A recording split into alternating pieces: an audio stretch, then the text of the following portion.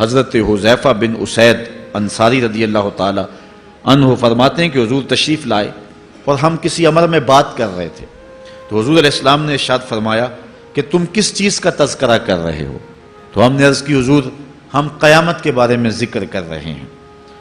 تو حضور علیہ السلام نے ارشاد فرمایا کہ قیامت اتنی دیر تک قائم نہیں ہوگی جب تک یہ نشانیاں پوری نہ ہو لیں۔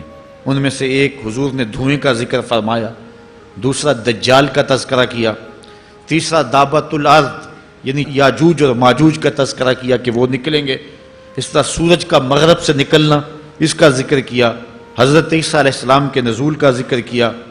اسی طرح حضور علیہ السلام نے زمین کا 3 جگہوں سے بیٹھ جانے کا ذکر کیا، ایک مشرق میں، ایک مغرب میں اور ایک جزیرہ عرب میں، زمین دھنس جائے گی نیچے، اس کا ذکر کیا۔